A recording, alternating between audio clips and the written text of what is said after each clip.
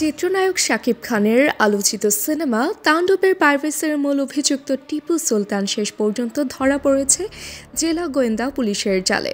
যে মানুষটা এটা শেয়ার দিয়েছেন সেও কিন্তু এটা আয়ত্তে পড়বেন।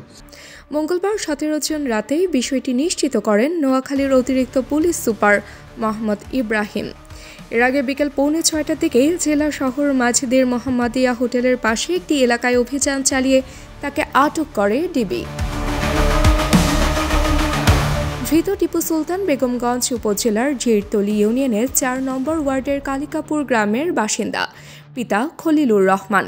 পুলিশ জানায়, টিপু তাণ্ডব সিনেমার সম্পূর্ণ এইচডি কপি অবৈধভাবে ছড়িয়ে দেয় বিভিন্ন অনলাইন মাধ্যমে।